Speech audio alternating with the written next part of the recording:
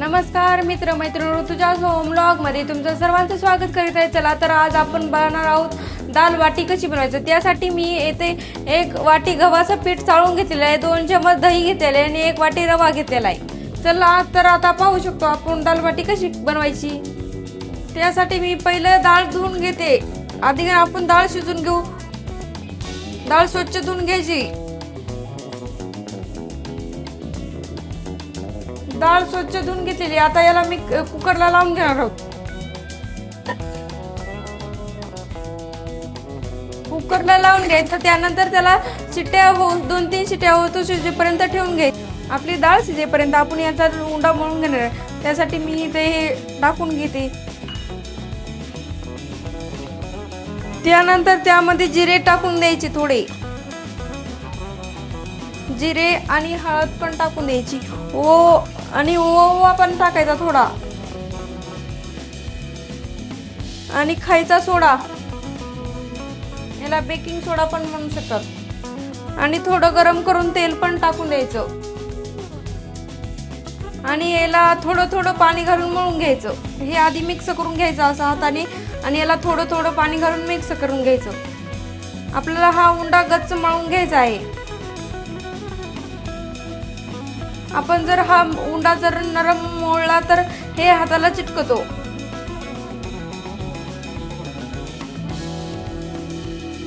हे पाहू शकता आपला उंडा पण असा गच्च चुरून झालेला। आता याचा गोळे करून घ्यायचे, लय पण असे चोपडे करायचे नाहीत। असे केले तरी चालतील बघा, कारण यामध्ये मग अशा पापुद्र्या पडायला सुरुवात होतात नंतर। हे पाहू शकता आपले गोळे तयार झालेले आहेत। ते उकडून घेण्यासाठी त्यासाठी पहिले लावून घेते गॅस लावल्यानंतर ही इडली पात्रात ठेवून देते आणि त्यामध्ये 1 ग्लास पाणी टाकून देते। पाण्याला मस्त असा उकळा फुटू द्यायचा। पाण्याला उकळा फुटेपर्यंत यावर तेल थोडं टाकून घ्यायचं।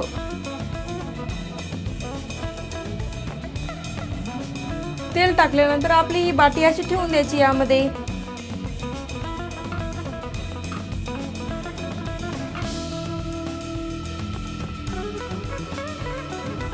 चला तर आता ते शिजेपर्यंत आपण याला आपली डाळ शिजली का ते पाहू। हे पाहू शकता आपली डाळ पण अशी शिजलेली आहे। तोपर्यंत आपण आपल्या डाळीला तडका देणार आहोत। त्यासाठी लावून घेते गॅस, त्या पातेले ठेवते, त्यामध्ये तेल टाकून देते।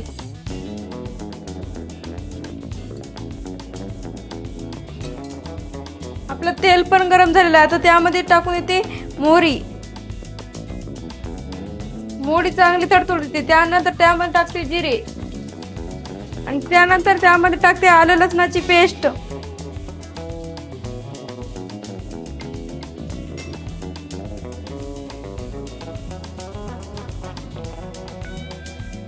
आलं लसणाची पेस्ट टाकल्यानंतर यामध्ये बारीक चिरून घेतलेला कांदा टाकून द्यायचा।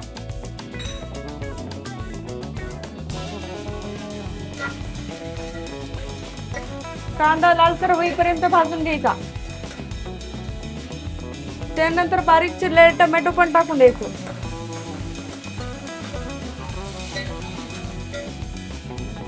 त्यानंतर त्यामध्ये लाल तिखट टाकून द्यायचं, थोडा गरम मसाला पण टाकून द्यायचा आणि थोडी हळद, हा पण टाकून द्यायचा मसाला, काळा मसाला। याला थोडा हलवून घ्यायचं आणि यामध्ये डाळ सोडून द्यायची।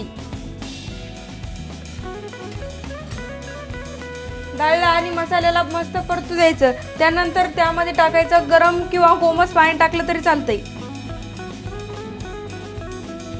आणि त्यामध्ये चवीनुसार मीठ पण त्यामध्ये घालून घ्यायचं आणि याला 2-3 मिनिटं असंच राहू द्यायचं, 2 उकळ्या येईपर्यंत। हे पाहू शकता त्याला उकळी पण आलेली आहे। आता याला गॅस बंद करून ठेवून देऊ। हा आपला डाळीचा तडका तयार आहे। चला तर आता याला 10-15 मिनिटं झाले। आता याला उघडून पाहणार आहोत। त्यानंतर याला आधी चाकून असं करून बघायचं। हे पाहू शकता तुम्ही, या चाकूला काहीच येत नाही। ही आपली डाळ त्याची मस्त तयार झाली आहे। काढून घेऊ आता हिला। ही पाहू शकता आपली दाल बाटी अशी तयार झालेली. आता याचे 4च भाग करून घेणार आहे मी. आणि याचे बारीक पण केले तरी चालतील, पण मोठे केलेले खायला सोपे लागतात.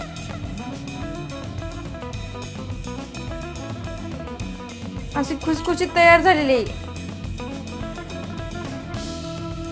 त्यासाठी गॅस लावून घेते. गॅसवर कढई ठेवते आणि त्यामध्ये तेल टाकते.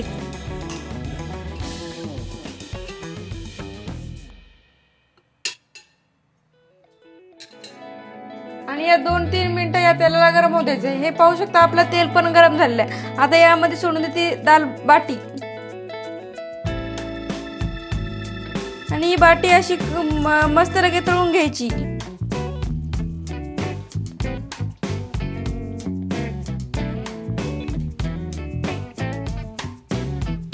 कुरकुरीत तळून घ्यायची. ह्या बाटीला लाल रंग येईपर्यंत अशी कुरकुरीत तळून घ्यायची आहे. हे पाहू शकता आपल्या बाटीला लाल कलर आलेला आहे आणि अशी खुसखुशीत तळून झालेली आहे. आता हिला काढून घेऊ. ही पाहू शकता आपली दाल बाटी अशी खुसखुशीत तयार झालेली आहे. या खायला. व्हिडिओ आवडला असेल तर लाईक करा, कमेंट करा आणि चॅनलला सबस्क्राईब केलं नसेल तर नक्की करा. आणि कमेंट बॉक्समध्ये सांगा ही रेसिपी कशी वाटली. तर व्हिडिओ पाहिल्याबद्दल धन्यवाद.